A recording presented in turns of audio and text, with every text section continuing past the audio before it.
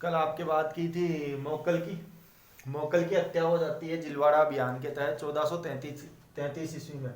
और कुंभा को भी जब चाचा और मेरा मारने वाले होते हैं तो ये चित्तौड़ आ जाता है। चित्तौड़ आने के बाद में हंसाबाई अपने भाई रणमल को याद करती है। रणमल मेवाड़ पहुंचता है।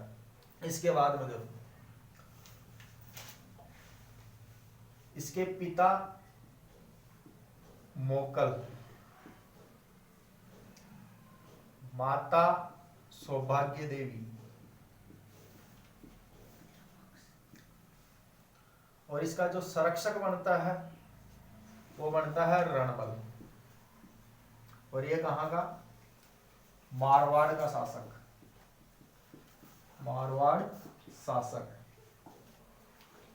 इसकी दादी हंसाबाई।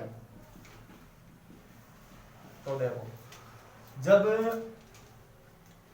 मोकल की हत्या हो जाती है और कुंभा को भी मारने वाले होते हैं तो रणमल इसका संरक्षक बनता है हंसाबाई के कहने पे। और रणमल जब मेवाड़ आता है तो मेवाड़ आने के बाद में ये चाचा और मेरा को मरवा देता है,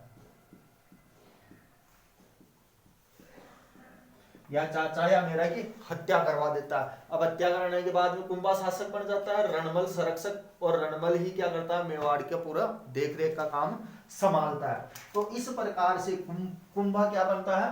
मेवाड़ का शासक। अब बात करते हैं कुंभा से जुड़ी कुछ जानकारियां। जैसे कि कुंभा को इतिहास में कहते हैं कि 108 उपाधियां प्राप्त है। कितनी?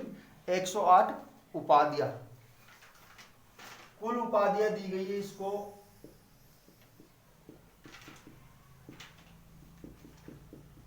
108।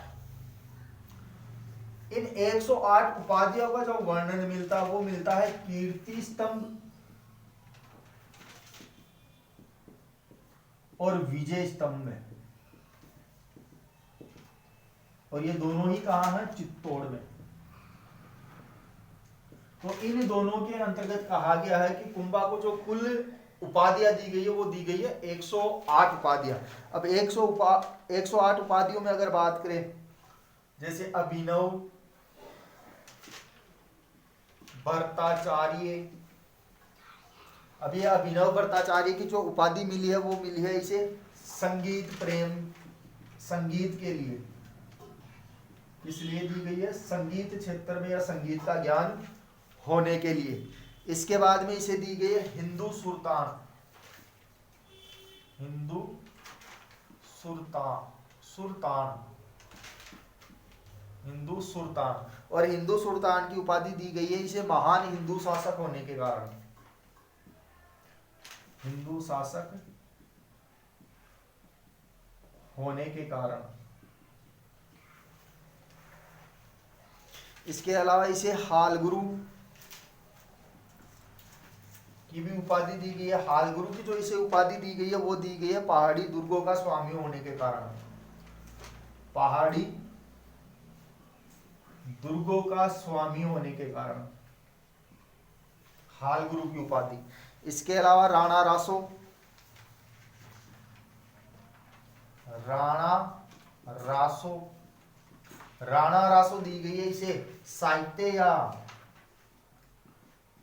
साहित्य या कवियों का आश्रयदाता, कवियों का आश्रयदाता होने के कारण। इसके अलावा इसे दी गई है राजगुरु, राजगुरु। राजगुरु की जो उपाधि मिली है ये स्वयं विद्वान था इसलिए, तो विद्वान होने के कारण।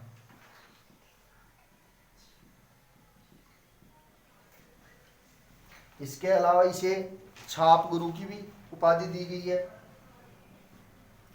छाप गुरु।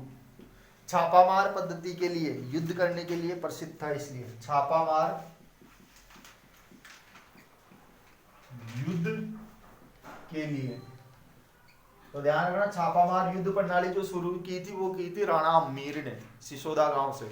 इसके अलावा इसे दान गुरु भी कहा गया है। और दान गुरु की जो उपाधि मिली है दानशीलता के लिए।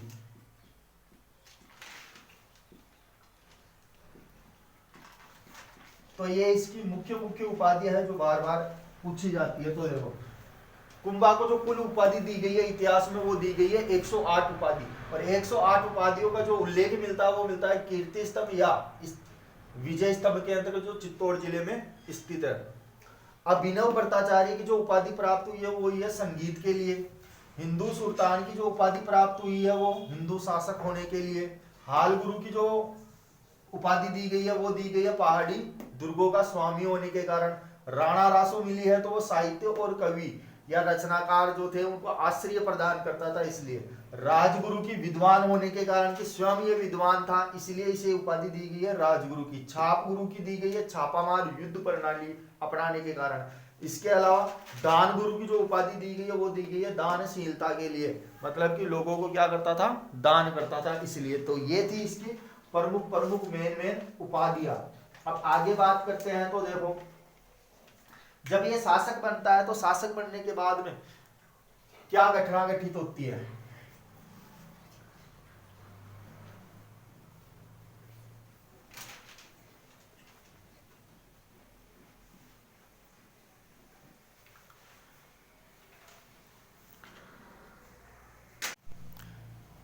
देखो उपाधियों के बाद में बढ़ते हैं कुंभा और रणमल का जो विवाद हुआ था या जो भी कहानी बनी थी या हिस्ट्री बनी थी उसके बारे में। तो देखो रणमल इसका संरक्षक बन जाता है तो ये मेवाड़ का कर्ता धर्ता बन जाता है। मेवाड़ का कर्ता धर्ता बन जाता है। कुंभा का संरक्षण बनने के बाद में जो रणमल था, रणमल मेवाड़ का कर्ता धर्ता बन जाता है और यही चाचा और मेरा की हत्या भी करवाता है। इसके अलावा जो गुहिल सरदार हुआ करते थे मेवाड़ के उनको उठाकर राठौड़ सरदारों को बिठाने लग गया। तो गुहिल सरदारों की जगह है, गुहिल सरदारों की जगह है राठौड़ सरदारों को दी इसने।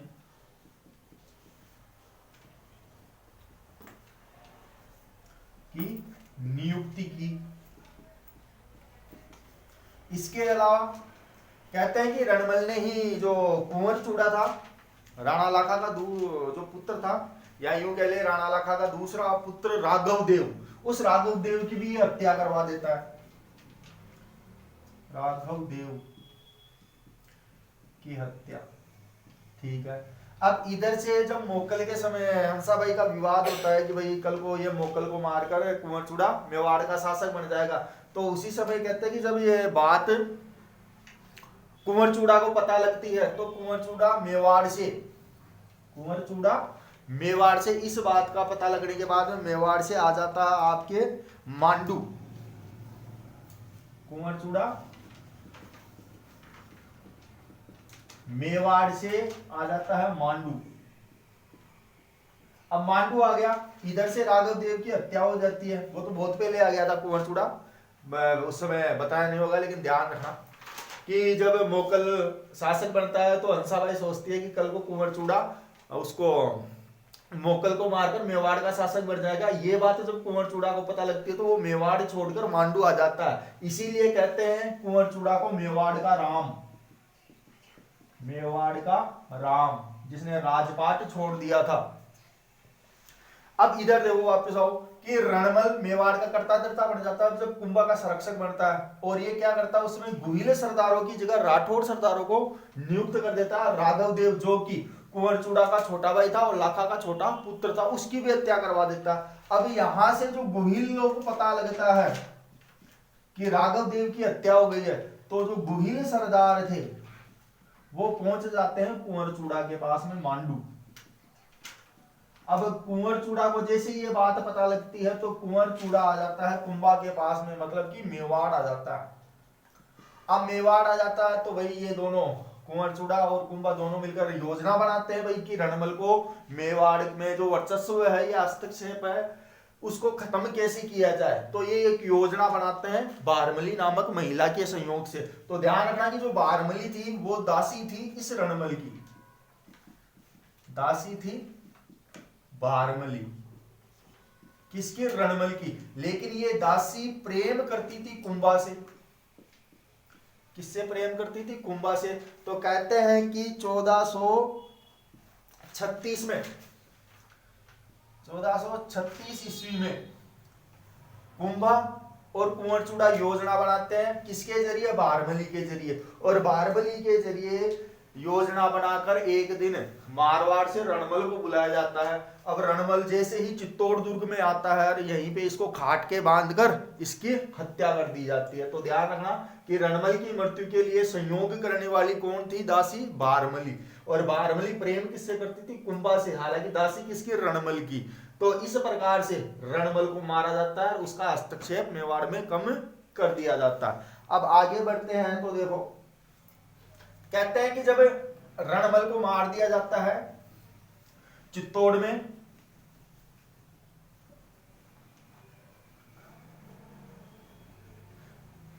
तो चित्तौड़ जब ये आया था तो इसका पुत्र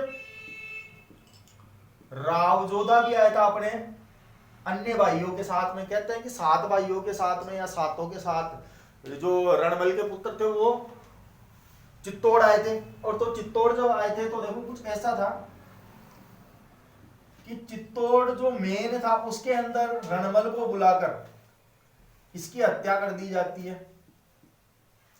और इधर रावजोधा जो अपने अन्य भाइयों के साथ में बाहर सो रहा था, उसको इस बात का पता नहीं लगता। लेकिन चित्तौड़ के जो राठौड़ सरदार थे वो एक ही आवाज में जब पता लगता है कि भाई रणमल की हत्या कर दी गई है, तो सारे जितने भी राठौड़ सरदार थे वो एक आवाज में बोलते हैं कि जोधा भाग सके तो भाग, रणमल थारो मारो जाए। तो इतना कहते हैं कि रावजोधा यहाँ चित्तौड़ से भागकर काहुनी आ जाता है। चित्तौड़ से भागकर रावजोधा काहुनी गांव में आ जाता है।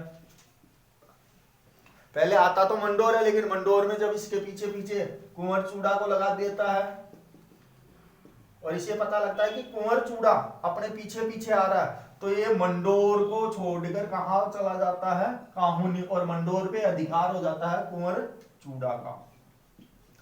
अब जब कुंवरचूड़ा का अधिकार हो जाता है तो सारा राजपाट कौन देखने लगता है? कुछ समय के लिए कुंवरचूड़ा। लेकिन कहते हैं कि जब रावजोधा नहीं आता है तो बाद में जो कुंवरचूड़ा था वो चित्तौड़ आ जाता है। चित्तौड़ आने के बाद में कुछ समय बाद में कुंवरचूड़ा की मृत्यु हो जाती है। तो इधर रावजोधा कहाँ जाकर अपनी जान बचाता है? काहुनी गांव, जो आके आपके जोधपुर में पड़ता है। अब यही जो घटना थी रणमल की हत्या करने की, यहीं से रणमल की हत्या के बाद में ही ध्यान रखना कि यहीं से मारवाड़ और मेवाड़ संघर्ष चालू हो जाता है। रणमल की हत्या के बाद में ही मारवाड़ और मेवाड़ का संघर्ष चालू हो जाता है। अब कुछ समय बाद में बात करें तो देखो, कुंभा के कुछ सैनिक अभियान थे जिनके लिए ये जाना जाता है। तो प्रमुख सैनिक अभियान,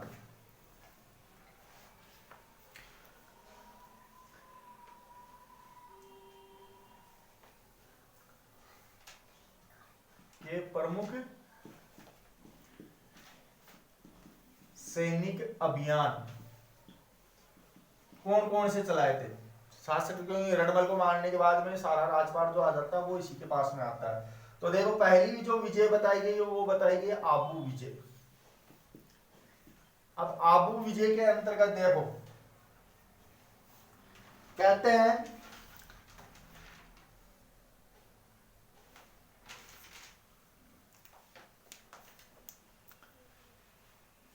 आबू विजय के बारे में कि ये आपका मारवाड़, ये आपके मेवाड़, और इसी से इधर लगता हुआ था आबू प्रदेश। और आबू का शासक था सैंसमल। कौन था? सैंसमल। और मेवाड़ में था कुंभा आपके, और इधर मारवाड़ में कहते हैं कि कुछ समय बाद में जब कुंवरचूड़ा चला जाता है तो वापस मारवाड़ पे आकर अधिकार कौन कर लेता है? रावजोधा। और इस समय शासक होता है आपके रावजोधा। तो देखो, ये क्षेत्र था गोडवाड़ प्रदेश, गोडवाड़ प्रदेश। और इस क्षेत्र को पाने के लिए कभी मारवाड़ आक्रमण करता, कभी मेवाड़, और बार बार जब इधर आक्रमण हो रहे थे तो इधर जो शेषमल था इसने क्या किया, मेवाड़ के कुछ गांवों को अपने अधीन करके क्षेत्र में मिला लिया, आबू प्रदेश में मिला लिया। बस यहीं पे प्रथम जो सैन्य अभियान चलता है कुंभा का वो चलता है शेषमल के विरुद्ध। क्यों?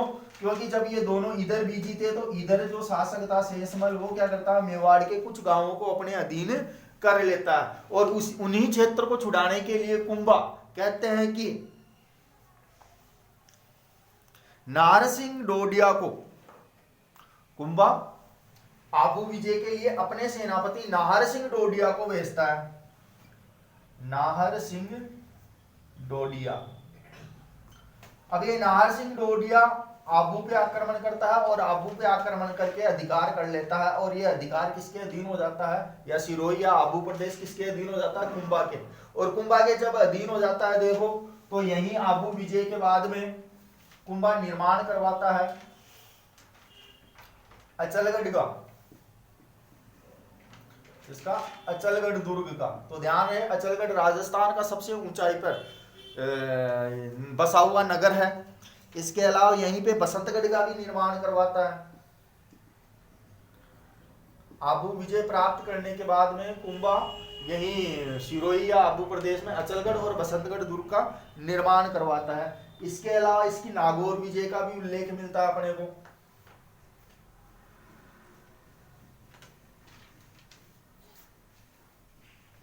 कुंभा की दूसरी जो विजय बताई गई है वो बताई गई है नागौर विजय।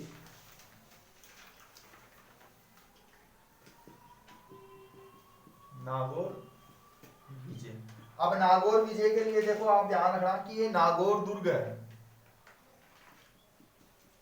नागौर दुर्ग, और नागौर दुर्ग का शासक है शमशखा, शमशखा व नासिरुद्दीन, नागौर विजय पे आक्रमण करने का जो कारण था वो बताया गया है कि नासिरुद्दीन पिता के बाद में जो ये नासिरुद्दीन था और इधर इसका जो भाई था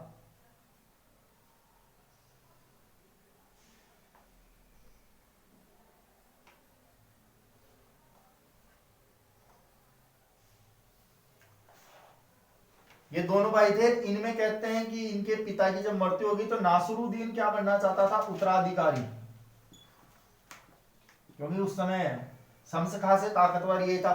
लेकिन शमशखा क्या करता है, कुंभा के पास आ जाता है कि नासिरुद्दीन क्या है कि शासक बनना चाहता है, अगर आप मेरी सहायता करो तो मैं आपके कहे अनुसार चलूंगा।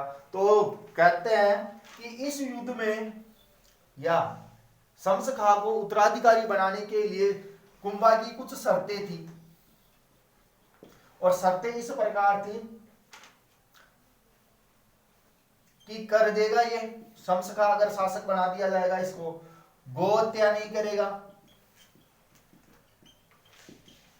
इसके अलावा नागौर का पुनर्निर्माण नहीं करेगा, नागौर का पुनर्निर्माण नहीं होगा।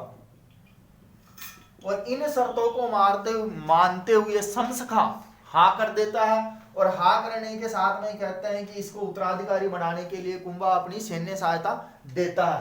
अब इसको खत्म कर दिया, इसको खत्म कर कर अब नागौर का जो नागौर दुर्ग का शासक बनेगा वो बन जाता है शमशखा, कुंभा के संयोग से। अब कुछ दिनों तक ऐसे ही चलता है, लेकिन फिर बाद में कहते हैं कि शमशखा के ने जितनी भी शर्तें रखी थी उनकी अवहेलना शुरू कर दी, मतलब कि उसने कर देना बंद कर दिया, गो हत्या चालू कर दी और नागौर दुर्ग का पुनर्निर्माण करना शुरू कर दिया। जब इस बात का पता कुंभा को लगता है तो कुंभा अपनी सेना भेजता है नागौर, और नागौर भेजकर नागौर के शासक, उस समय के शासक शमशखा को मारकर नागौर पे क्या कर लेता है, अधिकार। तो इस प्रकार से नागौर विजय का उल्लेख अपने को मिलता है। अब इसके बाद में आता है कि यहां से मारा नहीं था शमशखा को, यहाँ पे शमशखा यहां से भागकर पहुंच जाता है गुजरात।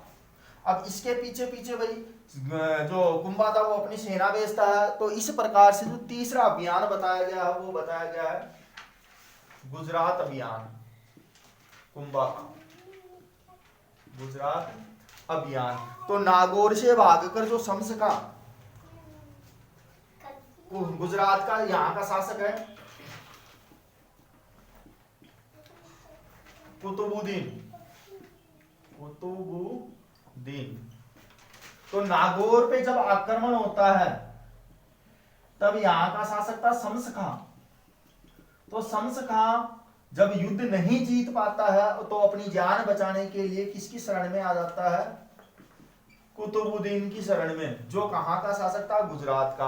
और इसी कारण कहते हैं कि मेवाड़ पर ये दोनों संयुक्त रूप से मेवाड़ पे आक्रमण करते हैं, क्योंकि शम्स खां क्या चाहता था? बदला लेना चाहता था, और कुतुबुद्दीन तो पहले से ही चाहता था कि जो मेवाड़ क्षेत्र वो मेरे अधीन हो जाए। तो इन दोनों की संयुक्त सेनाओं ने मेवाड़ पे आक्रमण किया। अब मेवाड़ पे आक्रमण किया तो भाई कुंभा विजय तो हुआ, कुंभा विजयी रहा, लेकिन इस युद्ध में ये जो शम्स खां था ये मारा जाता है। तो इस प्रकार से गुजरात अभियान के अंतर्गत भी महाराणा कुंभा की विजय हुई थी। अब इसके बाद में आगे बढ़ेंगे तो आपके आएगा मांडू या मालवा विजय। मांडू या मालवा विजय नंबर 4।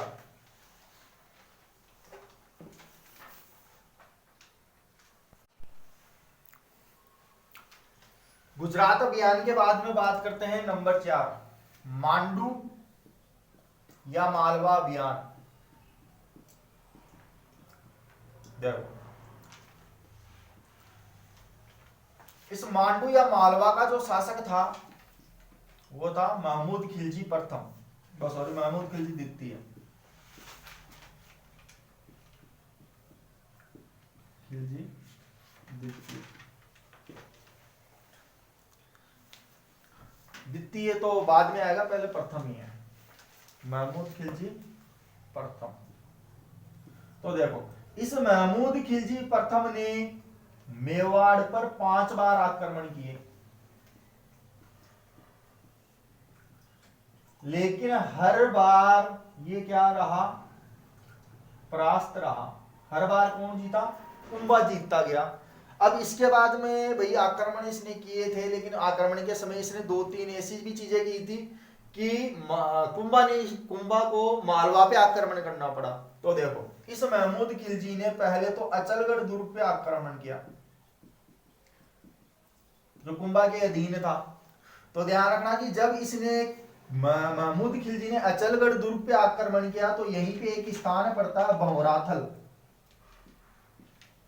और यहाँ भंवराथल माता का मंदिर भी है। तो यहाँ पे मधुमक्खियों ने महमूद खिलजी की सेना पे आक्रमण किया था। मधुमक्खियों ने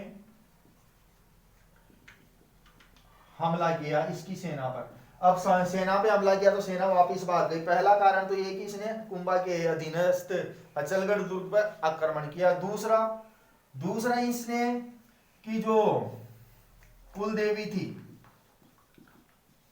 बाण माता गोहिल वंश की, उसके मंदिर पे आक्रमण किया, मंदिर पर आक्रमण किया। अब आक्रमण कर इस मूर्ति की, जो बाण माता की मूर्ति थी, उसके टुकड़े करवाकर मांस बेचने वालों को दे दिए। मूर्ति के टुकड़े कर मांस बेचने वालों को दे दिए तोड़ने के लिए।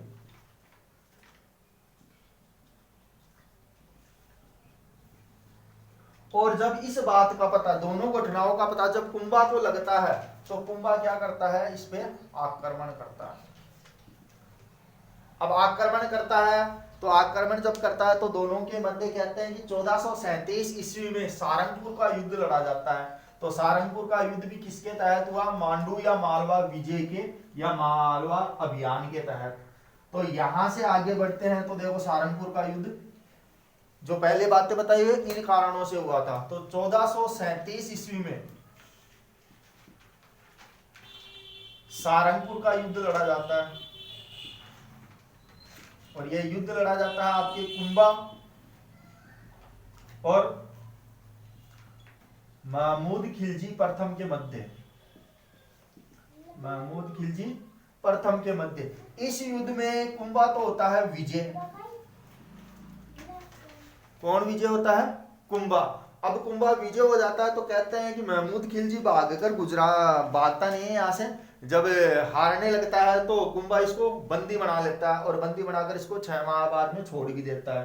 तो इस युद्ध में जो विजय हुआ था वो कुंभा और महमूद खिलजी को बंदी बना लिया जाता है,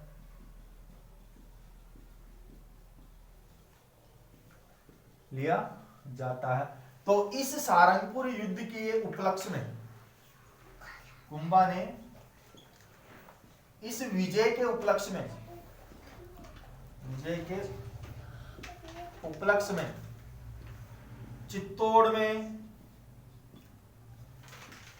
विजय स्तंभ का निर्माण करवाया। ध्यान रखना कि विजय स्तंभ का निर्माण किस युद्ध या किस शासक के द्वारा या किसको हराकर या किस युद्ध के विजय के बाद में करवाया। तो इस प्रकार से कुंभा को मांडू पर आक्रमण करना पड़ता है और यहाँ के शासक महमूद खिलजी को परास्त कर उसको बंदी बना लेता है। हालांकि इसे कुछ दिनों बाद में 6 माह बाद में इसको छोड़ देता है और इसी विजय के उपलक्ष्य में कुंभा विजय स्तंभ का निर्माण करवाता है चित्तौड़ दुर्ग में। तो ये था आपका मांडू या मालवा का अभियान। अब इसके बाद में बात करते हैं आपके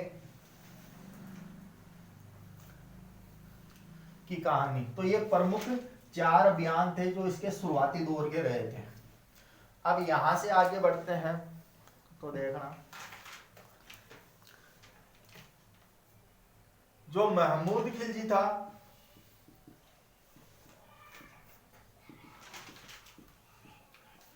इसको कुंभा 6 माह बाद रिहा कर देता। अब रिहा करने के साथ ही ये सीधा आता है, रिहा होने के बाद भी ये पहुंचता है गुजरात और उस समय गुजरात का शासक था आपके कुतुबुद्दीन। ये वही कुतुबुद्दीन है जो शम्स खां की सहायता करता है। तो देखो महमूद खिलजी प्रथम और कुतुबुद्दीन शाह के मध्य एक संधि होती है जिसे कहते हैं चंपानेर की संधि।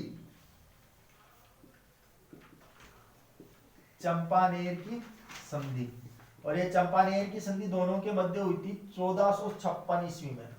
और इसी संधि के तहत ये दोनों मेवाड़ पे आक्रमण करते हैं।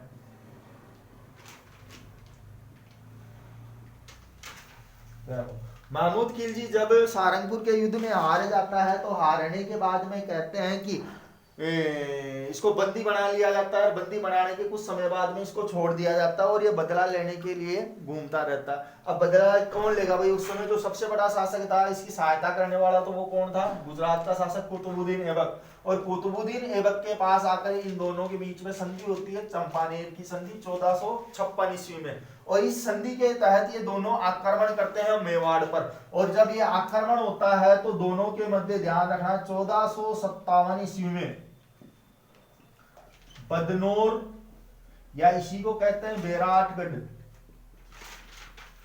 का युद्ध होता है। एक तरफ तो कौन? महमूद खिलजी और कुतुबुद्दीन जो चंपानेर संधि के तहत मेवाड़ पे आक्रमण करते हैं। तो कहते हैं कि इस युद्ध में भी कुंभा की विजय होती है। कुंभा क्या होता है? विजय होता है। और विजय होने के साथ में कहते हैं कि कुंभा ने इस युद्ध को याद रखने के लिए विजय उपलक्ष्य में केवाय माता का मंदिर बनवाया। केवाय माता का मंदिर बनवाया। तो ध्यान रखना कि केवाय माता का मंदिर और बदनौर का जो युद्ध लड़ा गया था ये दोनों लड़े गए थे भीलवाड़ा में। कहाँ लड़े गए थे?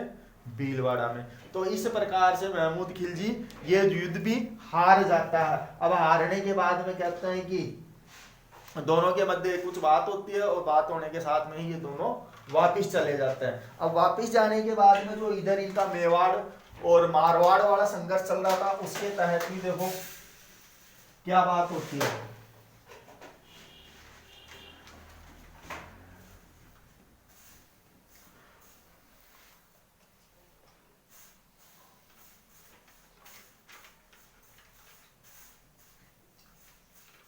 मेवाड़ और मारवाड़ संघर्ष कैसे खत्म हुआ? कहते हैं कि मेवाड़ और मारवाड़ संघर्ष को खत्म करने के लिए हंसाबाई ने मध्यस्थता की थी। और ये मध्यस्थता के तहत ध्यान रखना कि इनके बीच में हुई थी आवड़ बावड़ की संधि 1457 ईस्वी में। आवड़ बावड़ की संधि। अब इस संधि के तहत कुछ बातें रखी गई थी या शर्तें थी, और वो शर्तें निम्न प्रकार थी कि जो आंवले का क्षेत्र आता था वो तो किसके सीमा रहेगी, मेवाड़ की, और जो बुढ़ी या किक्कर के पेड़ थे वो किसकी सीमा रहेगी, मारवाड़ की। तो इसके तहत मेवाड़ व मारवाड़ की सीमाएं निर्धारित की गई। पहली बात तो ये कौन सी संधि के तहत, आवड़ बावड़ की संधि के तहत। इसके अलावा कि जो कुंभा का पुत्र है, कुंभा के पुत्र रायमल के साथ जोधा की पुत्री श्रृंगार देवी का विवाह किया जाएगा। श्रृंगार देवी का विवाह होगा। ये दोनों बातें किस संधि के तहत कही गई थी या ये शर्तें रखी गई थी, 1457 के आवड़ बावड़ की संधि। और इसी प्रकार इसी संधि के तहत ये संघर्ष समाप्त हो जाता है। संघर्ष समाप्त जो चला था कौन सा, रणमल की हत्या पे मेवाड़ मारवाड़ संघर्ष। इसके अलावा बाद में अगर बात की जाए तो देखो छुटपुट घटनाएं और हुई थी जिसके अंतर्गत इसके व्यक्तिगत तौर पे, जैसे ये चित्रकार भी था, इसके अलावा संगीतज्ञ भी था, महान राजनीतिक भी था। तो इसकी दरबार में बहुत से लोग रहते थे, दरबारी वगैरह, उनकी भी चर्चा करते हैं। लेकिन ध्यान रखना मेवाड़ मारवाड़ जो संघर्ष चालू हुआ था वो हुआ था रणमल के समय, रणमल की हत्या के साथ में। लेकिन बाद में जब हंसाबाई देखते हैं कि भाई इधर मेवाड़ में भी अपने ही लोग मर रहे हैं, मारवाड़ में भी अपने ही मर रहे हैं, तो मध्यस्थता करते हुए आवड़ बावड़ की संधि करवाती है। किनके मध्य, तो ध्यान रखना कि मध्यस्थता कौन करता है,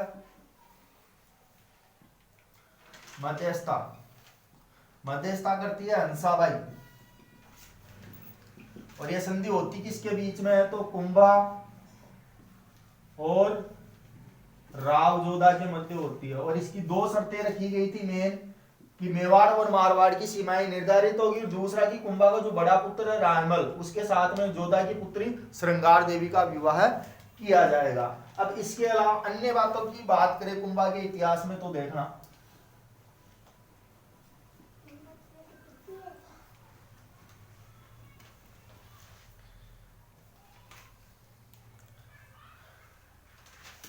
चौदह सौ 39 ईस्वी में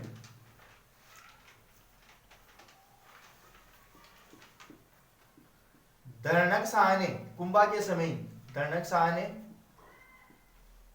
रणकपुर जैन मंदिर बनवाए। और ये रणकपुर जैन मंदिर आपके स्थित है पाली जिले में। तो ध्यान रखना कि जो रणकपुर जैन मंदिर बनाए गए हैं वो किस शासक के समय बने थे, कुंभा के समय। और बनवाए किसने थे, धरणक शाह नामक ओसवाल जैन व्यापारी ने। अब इन्हीं रणकपुर जैन मंदिरों में 1444 खंबे हैं, इसीलिए रणकपुर जैन मंदिर को 1444 खंबों की छतरी भी कहा गया है, खंबों की छतरी के नाम से भी प्रसिद्ध है। इसके अलावा आप देखोगे तो कुंभा के समय ही राजस्थानी चित्रकला की शुरुआत हुई। राजस्थानी चित्रकला की शुरुआत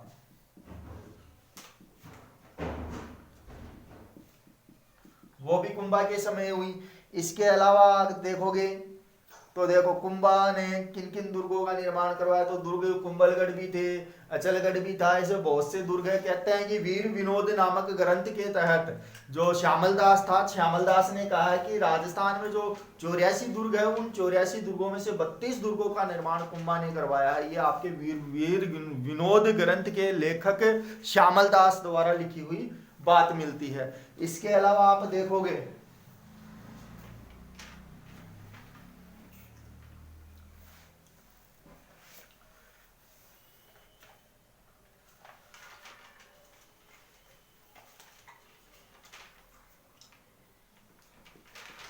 कुंभा का संगीत गुरु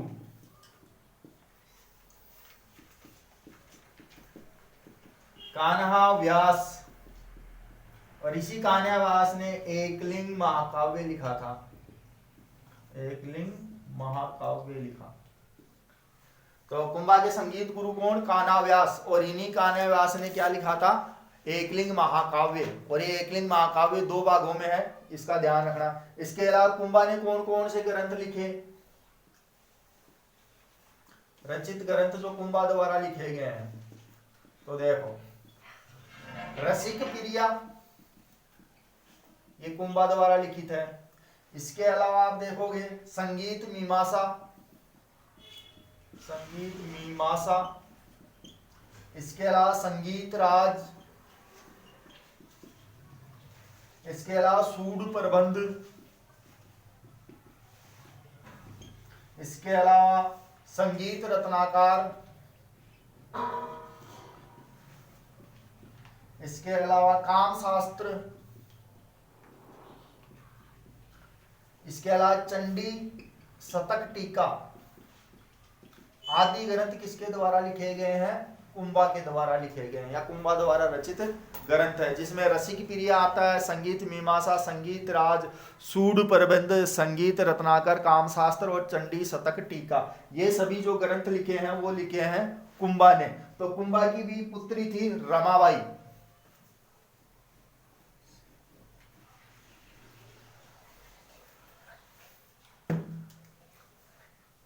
कुंभा की पुत्री रमाबाई, और रमाबाई को भी संगीत के क्षेत्र के लिए एक उपाधि मिली थी, वो थी बागीश्वरी। बागीश्वरी ये उपाधि संगीत के कारण रमाबाई को दी गई थी। इसके अलावा इसके पुत्र थे उदा और रायमल।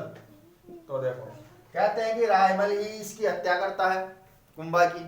तो ध्यान रखना कि जो उदा था वो कटारगढ़ पड़ता है, अंतर्दुर्ग है आपके कुंभलगढ़ दुर्ग का। तो कटारगढ़ में कुंभा की हत्या कर देता है। अब कुंभा की हत्या कर देता है तो भाई यहीं से ये भागकर जब दूसरी जगह जाता है तो बिजली गिरने से इसकी भी मृत्यु हो जाती है, बिजली गिरने से मृत्यु। तो इसी उदा को कहते हैं मेवाड़ का पितरंता, मतलब कि पिता का हत्यारा, किसे? उदा को। और उदा की मृत्यु के बाद में जो शासक बनता है वो बनता है आपके रायमल बनता है। तो इस प्रकार से कुंभा का जो इतिहास है वो सबसे बड़ा भी है और अच्छा भी लगता है। हालांकि एक क्लास में इसको कंप्लीट किया है कैसे जैसे करके, बाकी आप ऑफलाइन पढ़ोगे तो आपको और भी बहुत कुछ इतिहास मिलेगा कुंभा को, क्योंकि बहुत दिन लग जाएंगे। काफी जो कुछ इतिहास आता है वो कुंभा का बहुत लंबा अपने को मिलता है। तो कल बात करते हैं आपके रायमल, क्योंकि यहाँ पे उदा की तो मृत्यु हो गई, तो ध्यान रखना कि यहाँ पे जो अगला शासक बनेगा वो कौन बनेगा? रायमल बनेगा। तो इस प्रकार से कुंभा का इतिहास कंप्लीट होता है। धन्यवाद।